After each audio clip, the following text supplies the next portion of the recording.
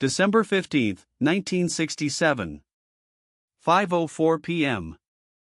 Rush hour. The Silver Bridge connecting Point Pleasant, West Virginia to Gallipolis, Ohio collapsed without warning into the Ohio River. 46 people died. Cars plunged into the freezing water. Some bodies were never recovered. It was the deadliest bridge failure in American history at that time. The night it collapsed, the Mothman sightings stopped. They had been going on for 13 months. The first documented sighting occurred on the night of November 15, 1966. Four young people were driving near an abandoned World War II munitions plant north of Point Pleasant, a stretch of road locals called the TNT area. Their names were Roger Scarberry, his wife Linda, Steve Millette, and his wife Mary. They were teenagers and young adults out for a late drive. Near an old generator plant, their headlights caught something standing in the road. Roger Scarberry would later describe it in a signed statement to the local sheriff. It was shaped like a man, but bigger, maybe 6 or 7 feet tall, with big wings folded against its back. And it had eyes. Big red eyes. They weren't on its head, exactly, they were set into its upper chest. It looked like it didn't have a head at all. Scarberry hit the accelerator. The creature spread its wings and followed. They reached speeds of over 100 miles per hour on Route 62 heading back toward town. The creature kept pace alongside the car, not flapping, just gliding, its red eyes level with the windows. It dropped away only when they reached the city limits of Point Pleasant. They went straight to the Mason County Sheriff's Office. Deputy Millard Halstead took their statements individually. He would later say the 4 witnesses appeared genuinely terrified and that their stories were consistent in every detail. He drove out to the TNT area that night to investigate. He found nothing. But he also said, and this is on the record, that the silence out there was unusual. No birds. No insects. No sound at all. The following day, the story appeared in the Point Pleasant Register under the headline, "Couples See Man-Sized Bird, Creature, Something." A copy editor at the paper had been reading Batman comics and dubbed the creature Mothman. The name stuck. Within days, more sightings began. And then more. Over the next 13 months, the Mason County Sheriff's Office would receive over 100 reports of the creature. They weren't all the same kind of person. Farmers. Store clerks. A former Korean War veteran. A building contractor. A deputy sheriff. A high school football coach. All described the same basic thing, a large, gray, winged figure with glowing red eyes. November 18, 1966, 3 days after the first sighting. Marcella Bennett arrived at the home of a friend near the TNT area. As she got out of her car, something rose from the ground beside her. She screamed, dropped her infant daughter, and ran. Her description matched the Scarberry's account precisely. November 24, Thomas Urey was driving on Route 62 when a large figure swooped low over his car, following him into Point Pleasant. He drove to the sheriff immediately. December 1966. A National Guard pilot reported an unusual aerial object near the TNT area that his instruments couldn't identify. This was never officially explained. January 1967. Richard west of Charleston, West Virginia called police to report the creature perched on a roof in his neighborhood. He described it as like a brown human being with red eyes and wings. In early 1967, a journalist and paranormal investigator named John Keel arrived in Point Pleasant. Keel was already known for his investigations into UFO phenomena, and what he found in Point Pleasant convinced him that something genuinely unusual was happening. Over the following months, Keel conducted extensive interviews with witnesses and documented over 100 individual sighting reports.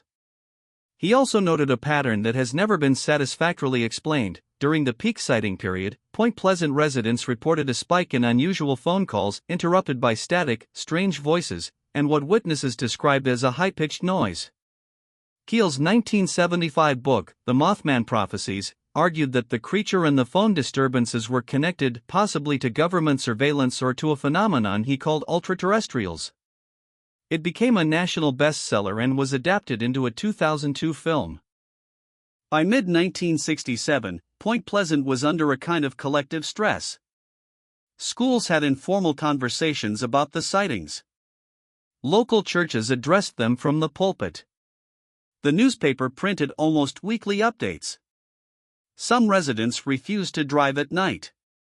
Others reported recurring nightmares. At least 2 witnesses were later treated for psychological trauma. And through all of it, the Silver Bridge stood, crossing the Ohio River, carrying rush-hour traffic every morning and evening, exactly as it had since 1928. At 5:04 p.m. on December 15, 1967, an I-bar suspension chain in the Silver Bridge failed due to a stress fracture, a defect that had been growing for years, invisible to inspectors. The bridge collapsed in under a minute. 31 vehicles went into the Ohio River. 46 people died. The last reported Mothman sighting in Point Pleasant occurred the evening of December 14, less than 24 hours before the collapse. After December 15, the sightings in Point Pleasant stopped completely. The question that has followed the Mothman case for 55 years is the hardest one: was the creature an omen, or a coincidence? The rational position is clear. The bridge collapsed due to a mechanical failure that engineers later traced to a 2.5 mm stress fracture in a single I-bar, a defect that was nothing to do with a winged creature. But the timing is undeniable. 13 months of sightings. A community in fear. And then, the night after the last sighting, the worst disaster in the town's history. Skeptics have proposed various explanations for the creature itself. The most common is the sandhill crane, a large bird native to North America that can stand up to 4 feet tall and has distinctive red-eye markings. Out-of-range sandhill cranes had been reported in the Ohio Valley that year. The problem: sandhill cranes do not fly at 100 miles per hour. They do not glide alongside cars. Their wingspan is approximately 6 feet, impressive, but not the 10 to 15 foot span multiple witnesses described. A barn owl, the same explanation offered for the Flatwoods monster, has also been proposed. Again, scale is the issue. In 2017, something strange happened in Chicago.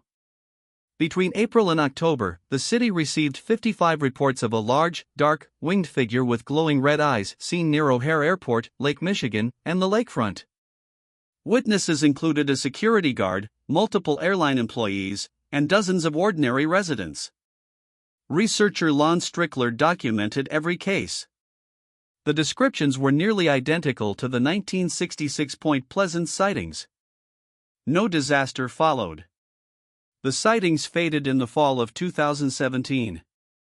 No one knows why they happened. No one knows why they stopped. Point Pleasant, West Virginia built a 12-foot stainless steel statue of the Mothman in 2003. It stands in the town center. Every year, the Mothman Festival draws tens of thousands of visitors. The Silver Bridge is gone. A newer bridge stands in its place. There is a small memorial to the 46 people who died.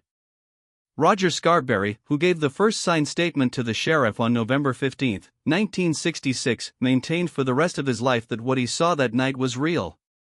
He died in 2012. He never changed his story. The full truth about the Mothman of Point Pleasant may never be officially confirmed.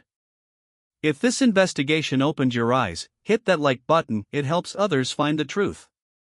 Subscribe and ring the bell so you never miss our next revelation. Next, the most famous photograph in monster history. 60 years of belief. And one man's plan for revenge.